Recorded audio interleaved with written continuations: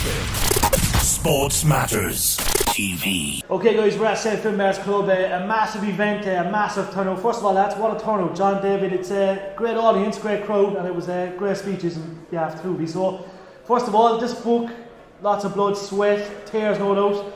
We had some stories that couldn't be put into it. What can the people expect if they haven't read it already? I think there's a lot of honesty in there really, about things that happened over the years, about both of our sporting lives really, growing up as a young fella in Wexford and David growing up as a young fella in Cork.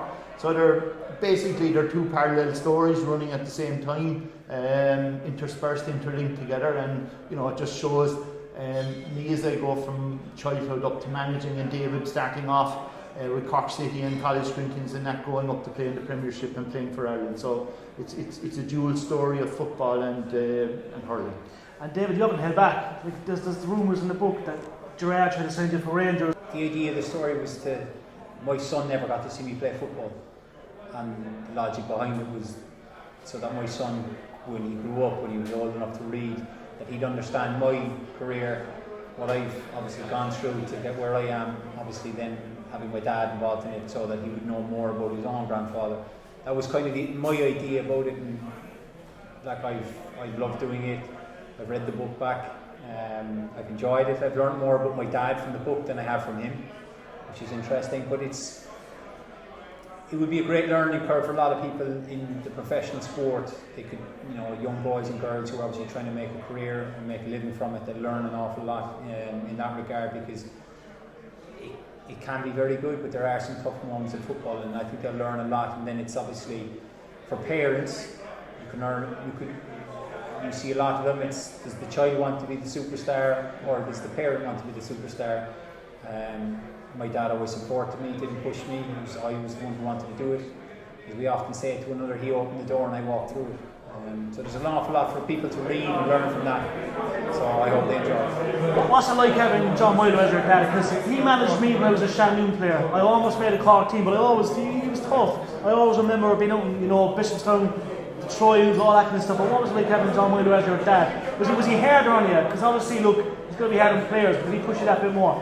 Yeah, there's a famous quote always comes to mind when people ask me. Came up with it years ago. Some people come to training, some people come to training. I was a more gifted hurler than I was soccer player, and I put probably more time and effort into hurling. But then you ask me, what was it like?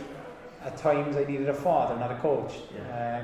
But I wouldn't be where I am. I wouldn't have achieved what I've achieved without him. There's no getting away from that. Till this day, I'm still learning. I still take a lot from him.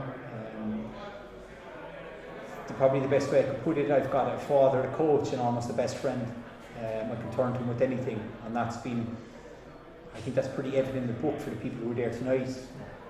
You can see that. I'm very fortunate in the position I am with, the relationship I do have with my own father. So for that, I'm very grateful. To answer you, yeah, he was hard on me and other people, but I wouldn't have it any other way. Yeah, it has to be done. Last of all, John, look, Dave's achieved it all. Dreams come true. We always remember that move to Sunderland. Obviously, he was at Cork City.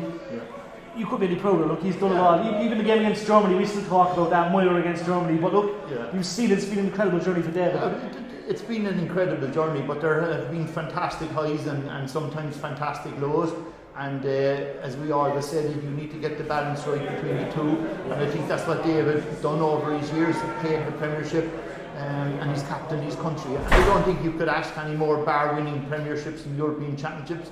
But he's had a fantastic career in England, and we've supported him as a family. And look, he is where he is because of his family. Definitely. That's all, Dave. How close is that move to Liverpool?